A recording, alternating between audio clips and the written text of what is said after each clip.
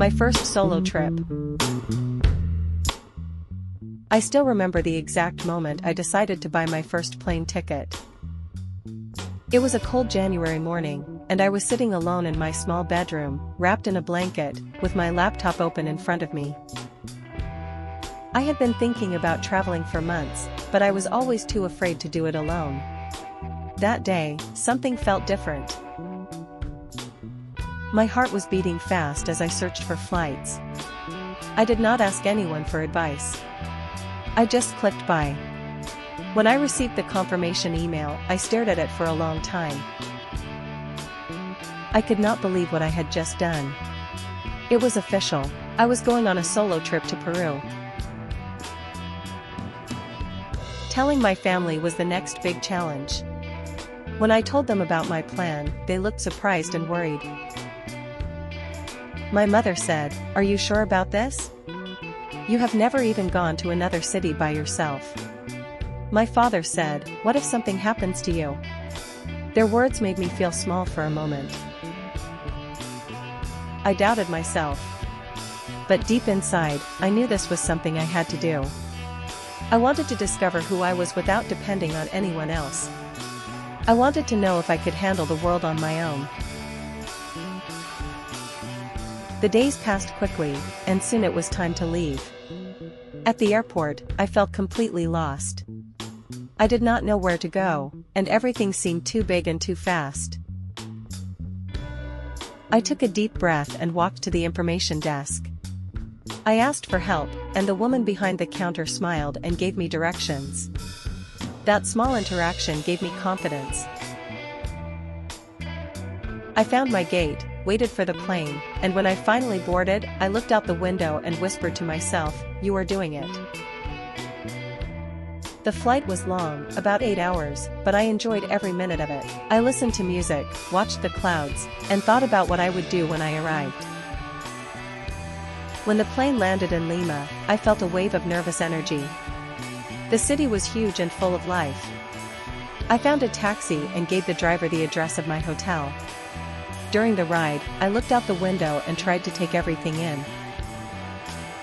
The traffic, the people, the colors, it was all new to me. When I finally arrived at the hotel, I felt tired but proud. I had completed the first step of my journey. The first few days were not easy. I felt homesick, especially at night. I missed the sound of my mother cooking and the way my dog greeted me when I got home. I got lost several times while walking around the city. I could not always understand the signs or speak the language well.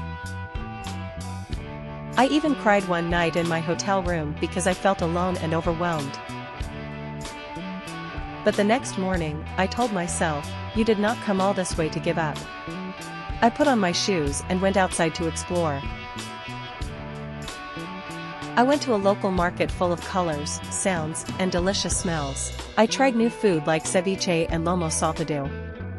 I talked to local vendors, even if my Spanish was not perfect. They smiled and helped me. Later, I met a group of young travelers from Germany who were also visiting Peru. They invited me to join them on a walking tour. I said yes. That was the beginning of many small adventures. We visited museums, climbed hills to see the sunset, and laughed over dinner. For the first time in a long while, I felt alive and connected. The most magical part of my trip was the visit to Machu Picchu. I woke up very early, before the sun came out, and took a long train ride through the mountains. When I arrived and climbed the last steps to the ancient ruins, I could not believe my eyes. The mountains were covered in mist, and the stone structures seemed to float in the sky. I stood there in silence for several minutes. It was one of the most beautiful places I had ever seen. I felt small, but in a good way. I felt like I was part of something much bigger than myself. I sat on a rock and looked around. I thought about how afraid I had been to travel alone, how close I had come to canceling the trip. And now, here I was, sitting in front of one of the wonders of the world, stronger and more confident than ever. I cried again, but this time they were tears of joy. I was proud of myself, not because everything had been perfect, but because I had faced my fears and grown. When I returned home 2 weeks later, my family was waiting for me at the airport. They hugged me tightly and listened to my stories. I showed them pictures and told them about all the people I had met and the things I had learned. My father said, "You are different now." And he was right. I was different. I had seen new places, tasted new food, spoken new words, and discovered parts of myself that I did not know existed.